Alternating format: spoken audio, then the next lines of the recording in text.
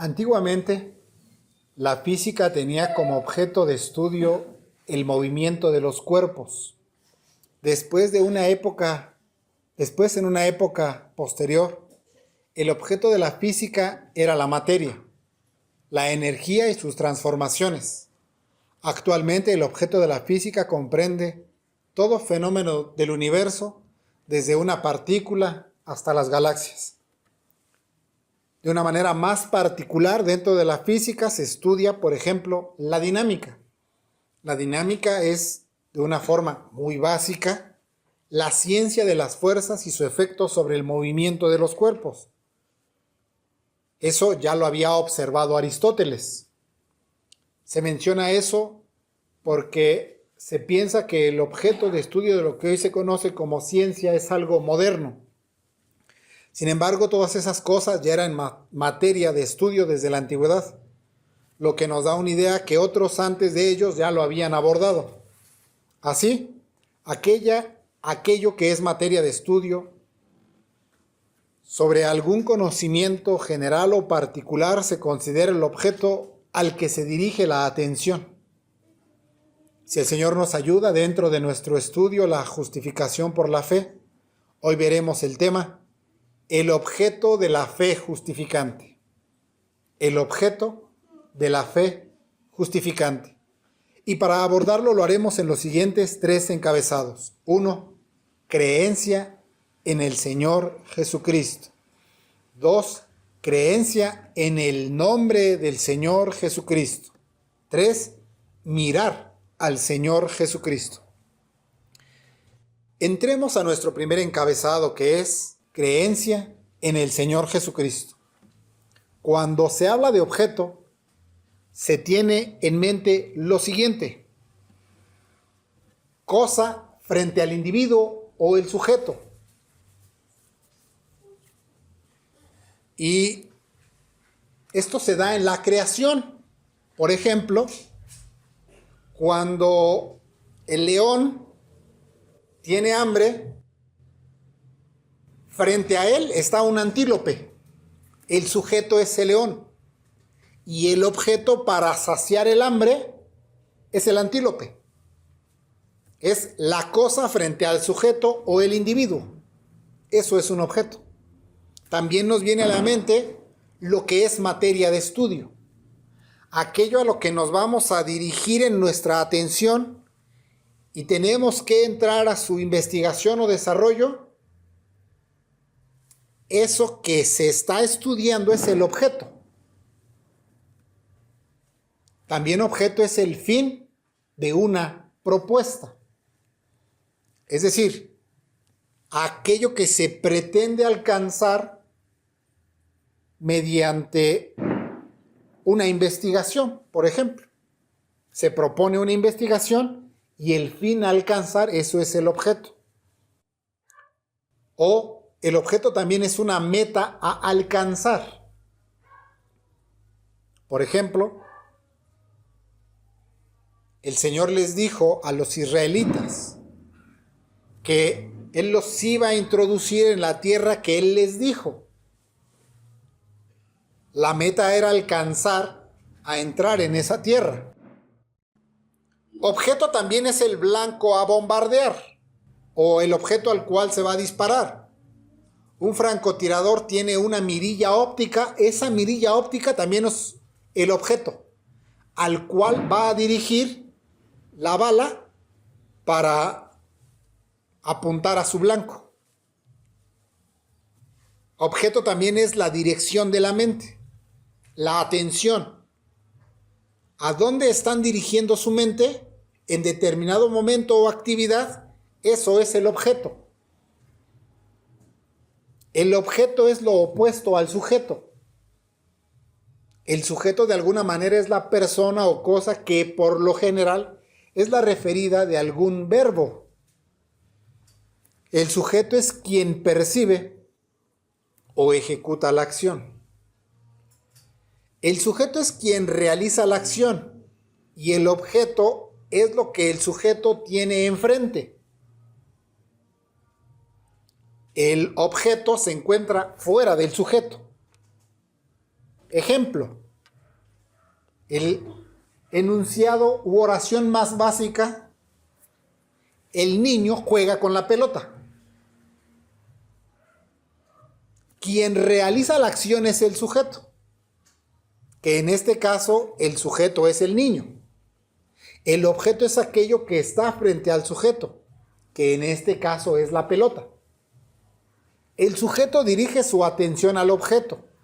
Ese dirigir su atención es concentrarse en mente y cuerpo al objeto. Eso no es complicado, aunque se escuche complicado. Si frente a nosotros, en la mesa donde nos sentamos a desayunar, a comer, ponen un pan frente a nosotros, el sujeto es el que se sienta a la mesa y el objeto es el pan. Lo adecuado no es ponernos a investigar el gramaje de harina, ni el efecto que esa harina tiene en el cuerpo, ni la grande elaboración de las enzimas que produjeron que ese pan se inflara. Por lo general no. Le ponen a usted el pan enfrente y ¿qué hace? Le corta un pedazo y se lo come. El sujeto es el que se lo come y el objeto es el pan. El objeto está fuera del sujeto. El sujeto mira el objeto. Ese objeto es materia de atención de ese sujeto. La atención implica la dirección de la mente fuera del sujeto para posarse en el objeto. Noten que la mente tiene una dirección. De ahí que prestar atención se considera atender el objeto. ¿Por qué? Porque si ese niño no presta atención al objeto, ese objeto, en vez de ser un juguete, por accidente o por imprudencia, puede llegar a ser un proyectil y lastimarle en vez de divertirle. Entonces la mente dirige su atención a lo que está fuera de él. Lo que respecta al sujeto se dice que es subjetivo. Lo que respecta al objeto se dice que es objetivo. De ahí que en lenguaje militar el objeto es la meta a alcanzar, como si se tratara de un objetivo. Se dice el objetivo a alcanzar es tal misión o incursión. Con lo referido anteriormente no estamos diciendo que para el objeto de la fe solo se requiera la mente o la intelectualidad, sino que lo anterior se mencionó para dar a comprender lo referente al objeto. Es más, hemos venido denunciando que la fe justificante no se limita al mero asentimiento mental. ¿A qué nos referimos con un simple asentimiento mental? Nos referimos a esa intelectualidad fría, buena información, intelectualismo. ¿Qué niño, en condiciones generales y normales, va a ver esa pelota y va a decir, es una esfera púrpura de alrededor de 30 centímetros de diámetro que viaja a una velocidad de 40 kilómetros por hora? El niño agarra y se pone a patear la pelota.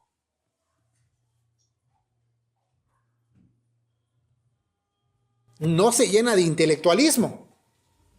La fe justificante no es intelectualismo. El intelectualista es aquel que antes no sabía, pero ahora ya sabe. Es aquel que no tenía información concreta o correcta, pero ahora ya tiene buena información. El intelectualista o el que solo posee asentimiento de la mente no posee vida, solo busca buena información. El sediento llega y propone un vaso de agua. No se pone a investigar cuál es la fórmula química del agua y el proceso que requirió traerla hasta su mesa. ni se pone a investigar cuál es el trayecto del agua por su sistema digestivo. Tiene sed y la toma. No se pone a investigar intelectualmente o a filosofar sobre esa agua. Se la toma el sujeto frente al objeto, utilizándolo de manera adecuada. No es que la información por sí misma sea algo incorrecto. Es correcto y evita algunas torpezas. Pero en la religión no basta solo buena información. Se necesitan los movimientos, operaciones, capacidades y vida del Espíritu Santo para que la religión sea eficaz en el alma. No basta con venir a escuchar la información que lanza el predicador, sino preguntarse, ¿cómo está afectando a mi alma esto que está expresando el predicador? Para este punto, les vuelvo a recordar que las facultades del alma son mente, afectos, voluntad y conciencia. El objeto de la fe no se encuentra en las facultades del alma, sino fuera de las facultades. Es como cuando decíamos esa ocasión. El Señor viene con la hija del principal de la sinagoga, que es la hija de Jairo. Ella estando completamente muerta, no tiene posibilidad de ayudarse ella misma, está en una condición limitada, tan limitada que está muerta. No puede librarse. Y forzosamente necesita ayuda. Así, la fe no está dentro o no depende del sujeto, sino del objeto que está fuera del sujeto. Es decir, la ayuda viene de afuera y no puede venir de adentro. La fe no surge del yo. La fe surge del objeto justificante, que es nuestro Señor Jesucristo. El sujeto no puede justificarse a sí mismo, sino solo el objeto de la fe puede justificarle, de acuerdo a lo que venimos viendo, quién es el sujeto y quién es el objeto. El sujeto es el pecador. El objeto justificante es el Señor Jesucristo. Las facultades del alma perciben al objeto que se encuentra fuera de él y fijan su atención para creer. El Señor Jesucristo es en sí mismo el objeto de la fe. Y hacia él se deben dirigir las facultades para creer. En la fe justificante, las facultades del alma se dirigen hacia el Señor Jesucristo. No solo la mente o no solo los afectos, sino todas las facultades, y confía y se apoya y descansa en Cristo y en su justicia como única esperanza de salvación. Es decir, el sujeto, a través de la fe fiducial, se posa en el objeto de la fe justificante.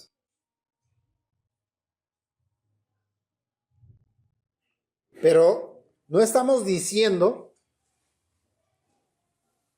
que no incluyen los afectos. Sí los incluyen. Sí se experimenta algo. Pero no solo es los afectos, sino que incluye mente, afectos, voluntad y conciencia. No solo radica en los afectos, los incluye. No solo la mente, pero la incluye. No solo la voluntad, pero la incluye. Y así con las facultades del alma. Dice la palabra de Dios en San Juan 3:16. Porque de tal manera amó Dios al mundo, que dio a su Hijo unigénito para que todo aquel que en él cree no perezca, mas tenga vida eterna. Lo leí de la traducción de la versión del Rey Jacobo. Todo aquel que en él cree. El objeto de la fe justificante nos lo está brindando este texto, diciéndonos: todo aquel que en él cree. ¿Quién es él? El Señor Jesucristo. A través de este texto se nos está señalando al objeto de la fe. El sujeto es el pecador. Y el objeto de la fe justificante es nuestro Señor Jesucristo. El descanso y apoyo se dice que es en la persona de nuestro Señor Jesucristo. Noten el énfasis que tiene creer en el Señor Jesucristo. La fe justificante entonces no descansa en creer simplemente que Dios es uno. El creer justificante no descansa en aceptar los milagros de Cristo solamente. El creer justificante no descansa en aceptar solamente la verdad de la existencia de Cristo. Esos son otros tipos de creer, pero respecto de la fe justificante, el creer descansa y se apoya solo en la persona de nuestro Señor Jesucristo. Creer en el Señor Jesucristo implica creer en su persona y en su obra. Hacia allá debe dirigirse el corazón. El corazón es el punto central del ser personal que incluye mente, afectos, voluntad y conciencia. Observen que no se dice que la justificación proceda de la mente únicamente. Noten que la fe justificante no se deriva de un profundo estudio comparando las diversas tradiciones cristianas y después por la fuerza de la lógica se llega a concluir cuál es la mejor oferta. No, sino que la fe descansa en el Señor Jesucristo. Pues dice, todo aquel que en Él cree. ¿En quién creyeron? En Él. Esto es, que creyeron en la designación del Padre, es decir, en Cristo el Señor. Y esto significa que creyeron en su persona y obra. ¿Qué incluye la obra? Muerte o vida, muerte, resurrección, ascensión y glorificación de nuestro Señor Jesucristo. El objeto de la fe es, de alguna manera, Cristo Jesús en la cruz del Calvario. Y frente a Él, el sujeto pecador que ha de ser justificado. Aquel pecador que viene frente a la cruz. La cruz es la obra de nuestro Señor Jesucristo. La cruz simboliza toda la obra de nuestro Señor Jesucristo. Ese sujeto obtiene la justificación al mirar a Cristo. ¿Se acuerdan de Cristiano en El progreso del peregrino? Cuando después de ir a un monte donde él pretendió alcanzar la justificación por medio de la moralidad, Evangelista lo encuentra y le dice, ¿qué haces aquí? Yo te envié por otro lugar. Y por poco y muere Cristiano por ir detrás de moralidad. Y le dice, pecaste por tratar de buscar que el peso de tus pecados fuera a caer por la moralidad. Pecaste porque te hicieron desviarte del camino. Y Cristiano le responde, ¿puedo enmendar mi camino y me perdonarías? El arrepentimiento, le responde Evangelista, en otras palabras, es que no te vuelvas a desviar del camino y que te dirijas a la cruz. Después de esto, Cristiano continúa su camino, comienza a caminar una pendiente, porque desde que salió de ciudad de destrucción, trae una carga que se ha ido agravando por el peso de su pecado. ¿Qué es eso? Convicción de pecado, apertura de ojos, la boca del pecador cerrada. Viene cansado y trabajado por el pecado, ya no puede con su pecado. Está agobiado y harto de su pecado, pero aún no ha sido librado de su pecado, hasta que después de que llega a la cumbre de ese monte, en la cumbre de ese monte está la cruz. Y al mirar, su carga le es retirada. Oh, bendita cruz, y hasta Cristiano saltó.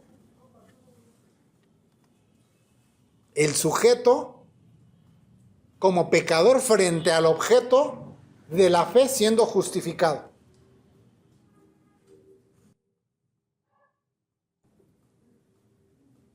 El Padre designó a su Hijo, a su Santo Hijo, único en su género, ninguno como Él en el sentido de pertenencia de la misma sustancia, naturaleza y esencia. El Padre le designó para justificar a los pecadores. El Padre le designó como el objeto de la fe. El Señor Jesucristo es el objeto de la fe y por eso se nos manda a creer en Él. Noten que no dice, debes creer. Dice, cree en el Señor Jesucristo. Tampoco dice, puedes creer. Tampoco dice, ¿quieres creer? Es enfático y dice, cree en el Señor Jesucristo. Creer en el Señor. Los que no creen son condenados. El que creyere será salvo. Es un depositar la confianza, apoyarse y descansar únicamente en Cristo para justificación. La creencia debe ser puesta en el Señor Jesucristo.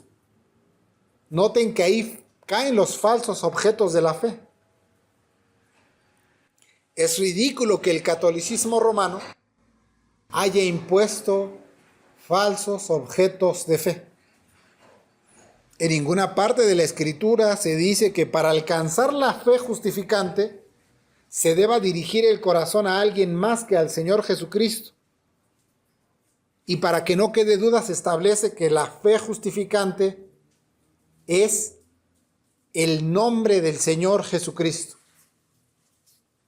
Para eso pasemos a nuestro segundo encabezado, creencia en el nombre del Señor Jesucristo.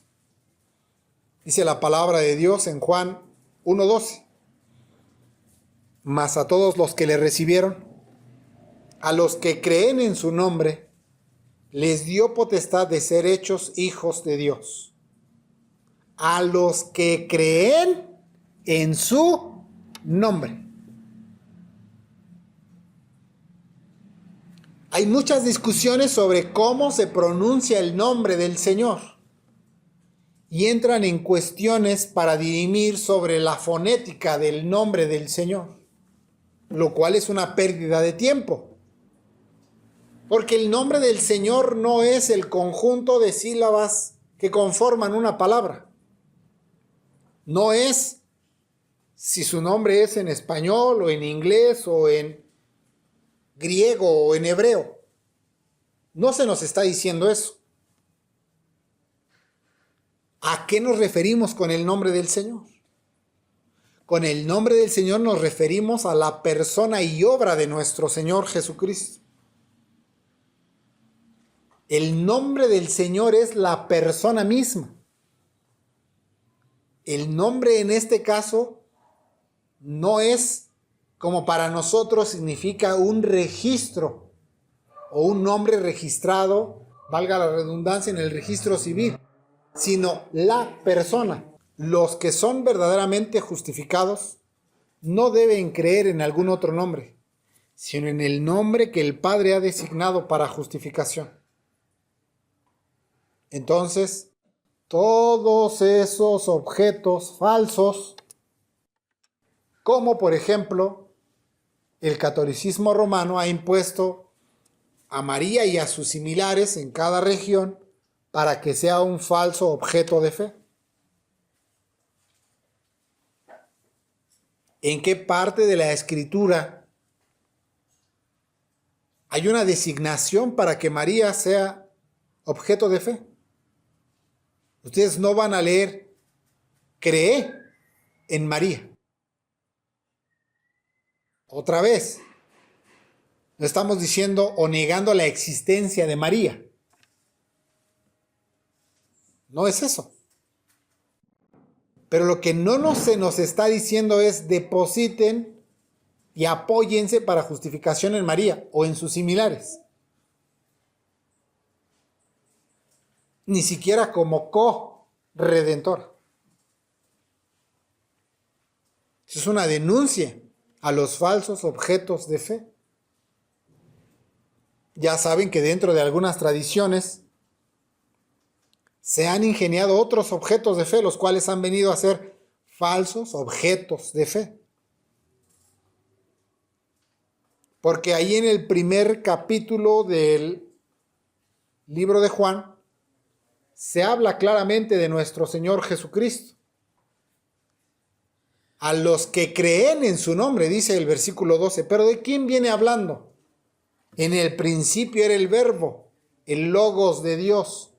Y el Verbo era Dios y estaba con Dios, es decir, cara a cara se comunicaba desde la eternidad con el Padre.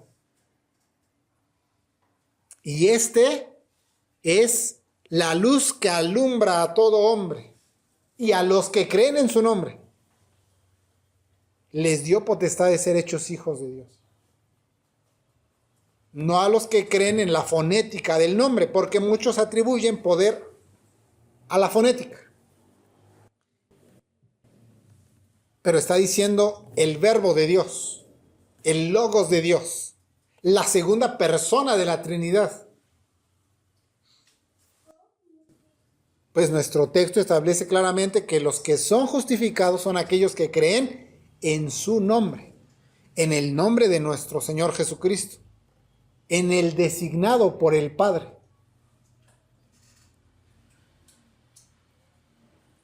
Porque aún lo vemos en el bautismo y a la transfiguración de nuestro Señor Jesucristo. En el bautismo, dice la palabra de Dios que Juan se resistía a bautizar al Señor. Pero se le dio una indicación, una orden y un mandato a Juan. Sobre quien veas descender el Espíritu Santo, Él es. Es decir, Él es el objeto adecuado de la fe.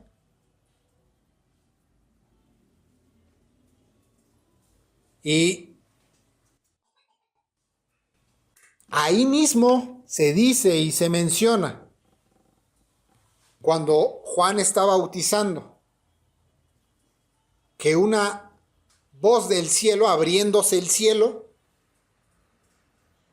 una voz del cielo vino y dijo: este es mi Hijo amado, en quien tengo complacencia. Una designación directa y abierta, contundente para decir, es en este nombre en quien deben creer. Cree en su nombre.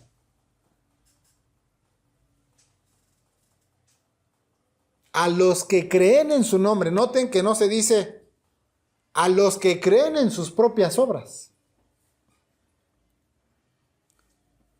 Porque muchos dicen, haz obras para tratar de alcanzar fe. Otros dicen que es a través de sus devociones privadas. Mira, para que tú alcances justificación, tienes que orar por lo menos 1 hora diaria. Y tu alabanza, decían allá, no pasa ni del techo. Que pase el techo y tal vez tendrás una posibilidad. Tampoco se dice que a los que se apoyan en su intelectualidad, no, miren, los que comparen figuras filosóficas y a los que comprendan teología y doctrina profunda. No dice eso. Tampoco dice los que analicen correctamente la doctrina, sino a los que creen en su nombre, en la persona y en la obra de nuestro Señor Jesucristo. Porque el nombre no es la representación de una persona. Es que crean va en mi representación. No. Nombre ahí es la persona misma. El nombre del Señor es el Señor mismo. El poder del nombre del Señor no radica en la expresión fonética del conjunto de sílabas, formando una poderosísima palabra. De los lugares donde el Señor nos sacó, se quebrantaba o enseñaban a quebrantar el tercer mandamiento. Mira, si tú pasas por un lugar donde hay así como que hechicería o brujería y no sepas ya qué hacer, en el nombre. Y sirve para todo. Son desvíos de tomar el nombre del Señor como buena suerte o conjuros o hechizos. Si alguien le ofende, en el nombre, dicen ellos. Se toma incorrectamente el nombre del Señor. Creer en el nombre del Señor no es utilizarlo como un brebaje de garantía de que todo le va a salir bien a usted. Eso no es el nombre del Señor. Eso es un desvío del nombre del Señor. El poder del nombre del Señor radica en su persona y en su obra misma. El nombre del Señor no es algo ajeno al Señor mismo. No es algo que pueda ser utilizado como un artículo mágico separado del Señor, que al antojo de cada uno funciona según lo que desee. No, el nombre del Señor conlleva en sí mismo su persona y su obra. Porque también se utiliza el nombre del Señor para metas humanas. Y literalmente dicen, todo lo puedo en Cristo que me fortalece. Y ahí andan diciendo, voy a participar del maratón de la Ciudad de México, los 42 kilómetros que se hace en otoño. Y voy a correr los 42 kilómetros. No le hace que me tarde 6 horas. Que el récord es como de 2:40. Pero si no le hace que me tarde 6 horas, todo lo puedo en Cristo que me fortalece. Se utiliza para metas humanas. Y así le decían a usted allá. ¿Quiere usted un carro? Todo lo puede en Cristo o no tiene fe. ¿Quiere usted un mejor empleo? Todo lo puedo en Cristo que me fortalece. Metas humanas. Se les dice a los jóvenes en la escolarización que te está costando la escuela. Todo lo puedo en Cristo que me fortalece. ¿Quiere usted riquezas? Alimentando la codicia de la gente. Se utiliza la misma fórmula. ¿No dice ahí que todo lo que emprendas te saldrá bien? Ahí está. Se puede utilizar para iniciar negocios ese nombre. No es un artículo mágico para utilizar. El nombre del Señor Jesús significa Salvador. Es decir, que salva a su pueblo de sus pecados. Noten que su nombre está designado y confirma que Él es el objeto adecuado de la fe. Porque también hay una malinterpretación de la invocación del nombre del Señor. Y se toma literalmente y se dice, con que tú invoques literalmente el nombre del Señor y le invites a venir a tu corazón, listo, ya tienes justificación. Se malinterpreta ese texto de Romanos 10:13 que dice, porque todo aquel que invocar el nombre del Señor será salvo. Pero el significado de aquel texto no puede ser literalista. Aquí el apóstol está enfatizando ciertamente que todo aquel que invoca el nombre del Señor hallará misericordia. Y vemos que en ese sentido el Señor manifiesta soberana disposición de salvar. Y estos en verdad serán salvos. Sin embargo, todo esto debe leerse a la luz de la interpretación de otras escrituras. ¿Acaso esto anula todas las otras escrituras? De la atracción del Padre hacia nuestro Señor Jesucristo. ¿Anula el llamamiento eficaz? ¿Anula la predestinación? No puede funcionar de esa manera. Como si trajéramos una herramienta. Yo encontré una herramienta que aquí dice que si yo utilizo esta fórmula, entonces puedo alcanzar justificación. Debemos aclarar que estos que invocan el nombre del Señor no lo hacen por un mero asentimiento mental, sino por una operación espiritual, es decir, es el Espíritu Santo quien mueve al sujeto a invocar el nombre del Señor. Y la razón que nos lleva a pensar que esta invocación no surge de la iniciativa de la criatura es porque el apóstol está tomando este pasaje del profeta Joel, allí en Joel 2:32. Lo leo de la versión del rey Jacobo. Y acontecerá que todo aquel que invocar el nombre del Señor será librado. Porque en el monte de Sión y en Jerusalén habrá liberación como el Señor ha dicho. Y en el remanente al cual el Señor llamare. ¿Al cual el Señor qué? Llamare. Es notable la armonía de las Escrituras y que estos que invocan el nombre del Señor son aquellos que primeramente son llamados. ¿Se dan cuenta cómo no está ajeno de las otras Escrituras? Ni podemos utilizar el pasaje a modo,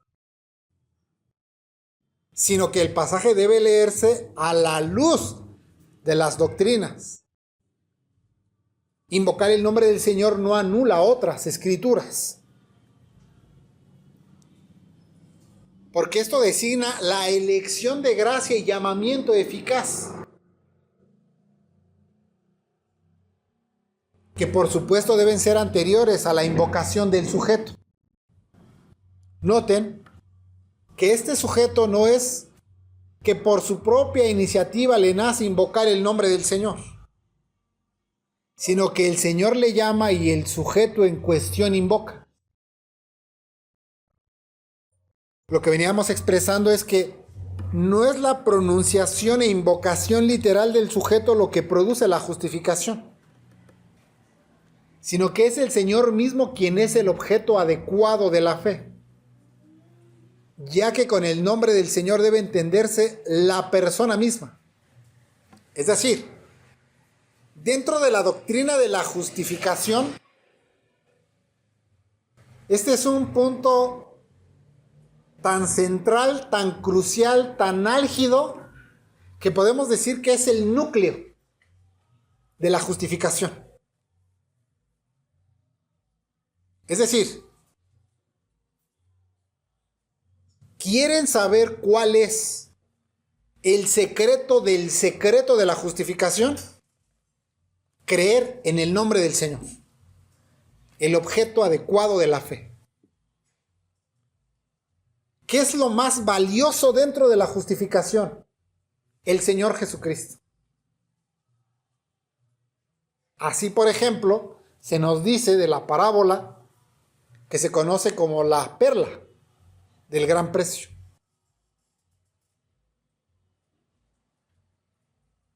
Porque la perla, que como ustedes saben, las perlas no se producen o no tienen una producción humana, sino que es un grano de arena dentro de la ostra, a la que la ostra le va lanzando saliva.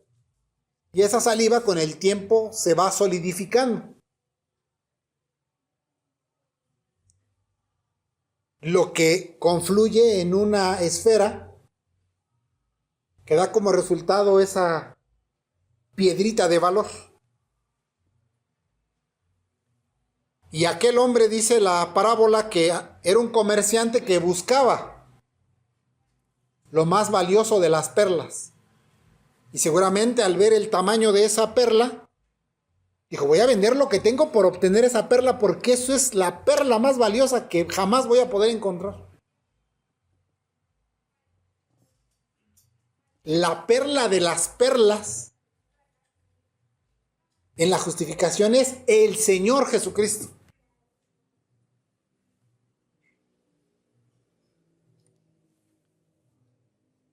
Por eso, el objeto adecuado de la fe es el Señor Jesucristo y debe entenderse la persona misma.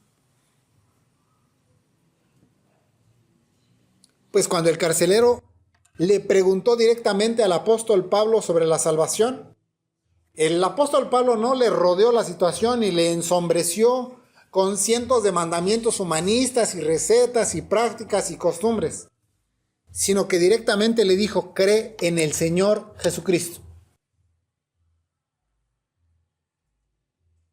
Antes de otra cosa, ¿de qué somos salvos?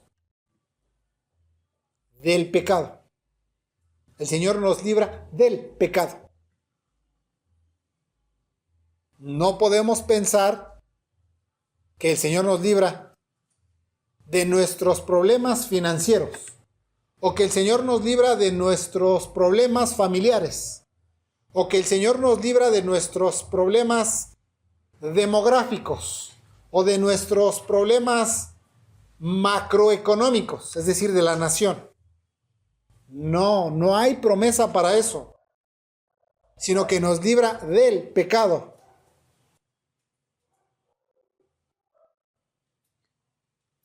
Porque posiblemente,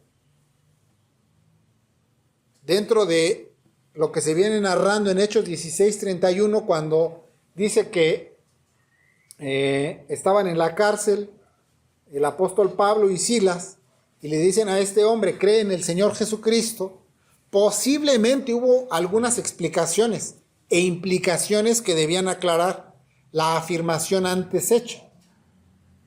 Porque Hechos 16:32, que es el texto que sigue a esa afirmación, refiere que le hablaron la palabra del Señor. ¿Qué significa eso? Significa que con paciencia le explicaron y le aclararon en qué consiste creer en el Señor Jesucristo. Pero no hubo maniobras,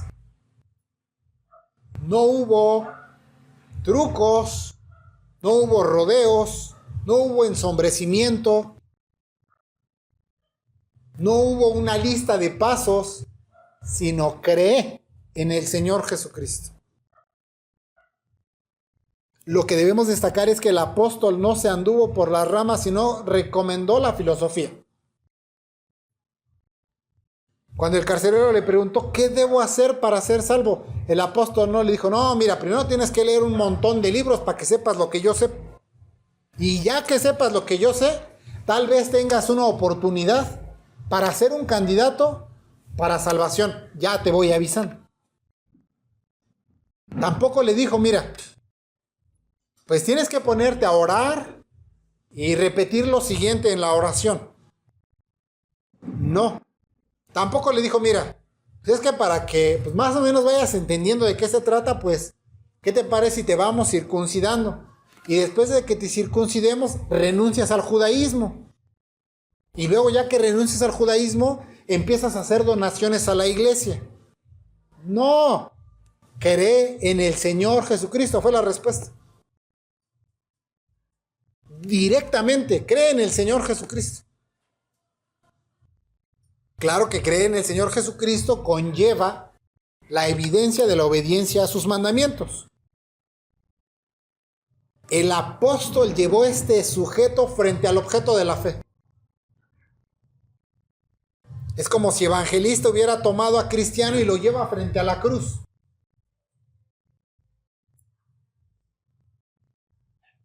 Llevando al sujeto frente al objeto de justificación. Vean que no le dijo, mira, el conjunto de sílabas que debes repetir es este. No le está enviando a la fonética del nombre, sino a la persona. No le está señalando que repita un conjuro o la realización de un hechizo mágico, sino que lo está llevando frente a la persona que salva. Es como si el apóstol le estuviera diciendo, debes mirar a esta persona. Te voy a poner frente a él para que le mires. Si lo pongo frente a ti, no puedes evitar que sea el objeto al que debes mirar para justificación. Porque creer en el Señor Jesucristo también es mirar al Señor. El objeto de la fe es Cristo y a Él se debe mirar. Para eso pasemos a nuestro último encabezado, que es mirar al Señor Jesucristo. Pues Isaías 45, 22 dice, mirad a mí y sed salvos todos los confines de la tierra, porque yo soy Dios y no hay ningún otro. Noten cuál es el mandamiento. Dice el Señor, mirad a mí. Él se está poniendo como el objeto de la fe. Mirad a mí. La palabra objeto en su sentido etimológico literalmente significa lo arrojado delante o lo puesto enfrente. Esto es interesante, porque lo que tenemos delante será la propuesta inmediata de la dirección de nuestra mirada. No podemos evitar mirar lo puesto frente a nosotros y forzosamente hacia ese punto se dirigirá nuestra mirada, atención y mente. Si eso es en un aspecto natural, debemos comprender que mirar a Cristo debe ser algo espiritual. Porque también nuestro Señor le dice a Nicodemo, así como Moisés levantó la serpiente en el desierto, así es necesario que el Hijo del Hombre sea levantado. Porque de tal manera amó Dios al mundo que ha dado a su Hijo unigénito para que todo aquel que en él crea, al que es levantado, tenga vida eterna. Es decir, Moisés erigió una serpiente, ¿para qué?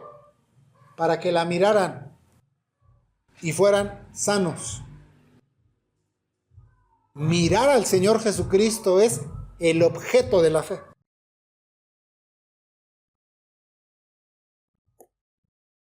Mirar al Señor, el objeto de la fe justificante, es el Señor Cristo, pues dice, mirad a mí. Estas son las palabras de Dios. No dice, pon tu mirada en los mandamientos o pon tu mirada en los milagros. No dice eso, sino en el Señor. ¿Es claro? Que no se nos pide mirar al Señor de una manera literal. Dios es espíritu y no podemos apreciarle con ojos humanos. Si bien nuestro Señor Jesucristo participa de una naturaleza como la nuestra, no se garantiza en la Escritura que vayamos a tener visiones literales de Cristo. El último al que apareció nuestro Señor fue al apóstol Pablo. Y esa aparición se da en relación de un llamado apostólico y la totalidad de las Escrituras. Cuando nuestro Señor Jesucristo aparece al apóstol Pablo, todavía no se habían escrito en totalidad de las Escrituras. porque precisamente es Pablo uno de los llamados a venir a completar el canon.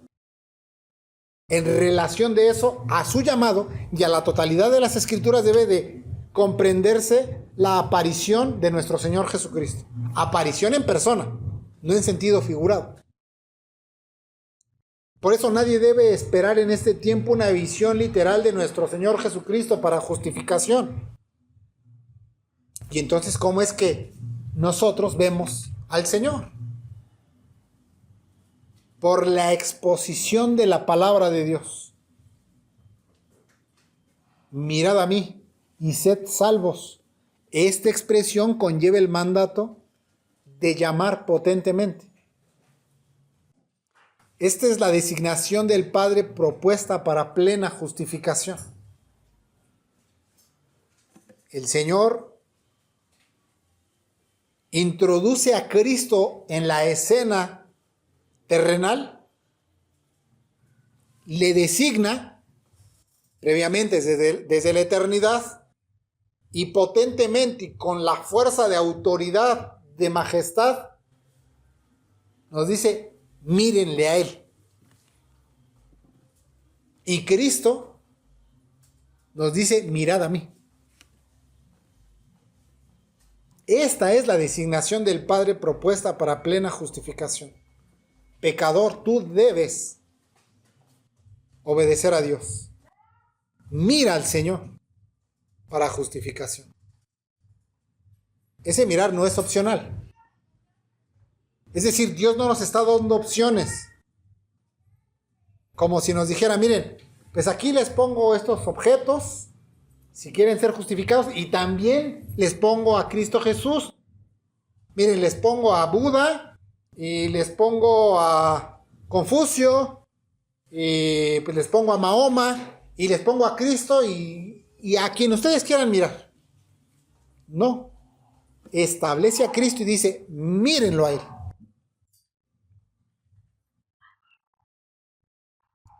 Con fuerza y potencia divina se imprime un mandato de autoridad para que la mirada sea dirigida particularmente al Señor y no a algún otro que pretenda ser objeto de fe.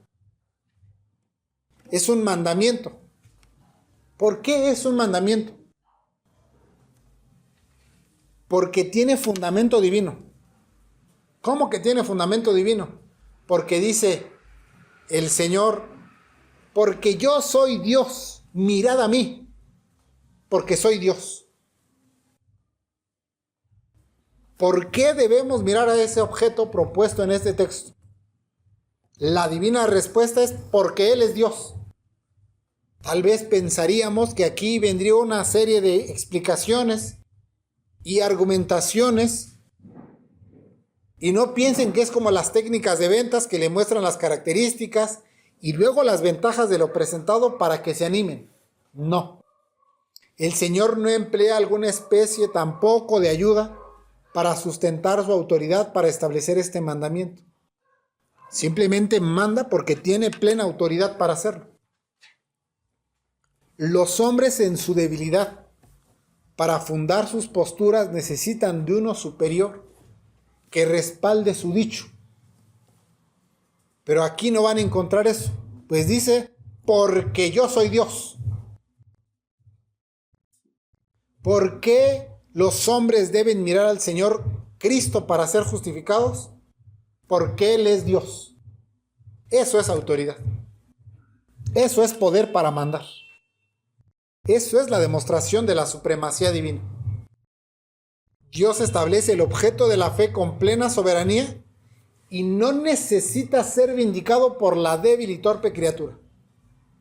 Este mandamiento, de acuerdo al contexto, es una prohibición de acudir a los ídolos. Claro, los ídolos pueden ser las imágenes del paganismo, pero también los ídolos son aquello que se posa en el trono de Dios en el corazón, son las codicias del corazón. Tampoco dice, miren a las criaturas, porque hay hombres que a sí mismos se han propuesto y vienen a ser falsos objetos de fe. como el catolicismo romano que ha propuesto al Papa,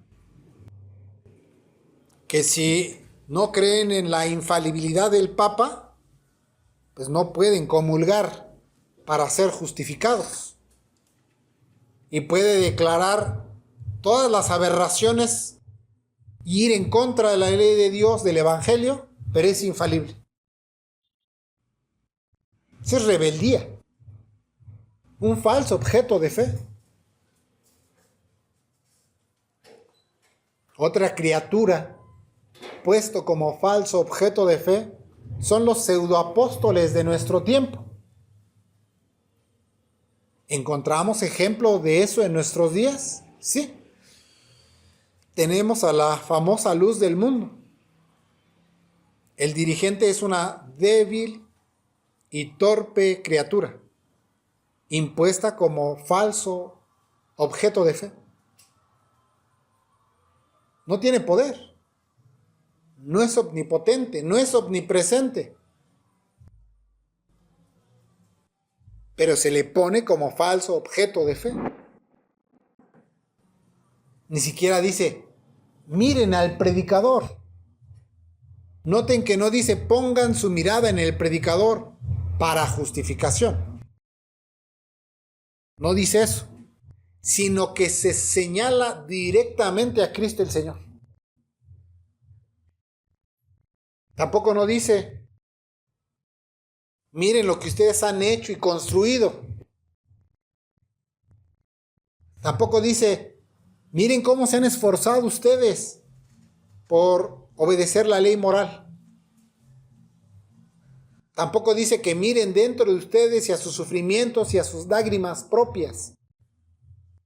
Tampoco dice que miren a sus propias llagas y heridas y humillaciones.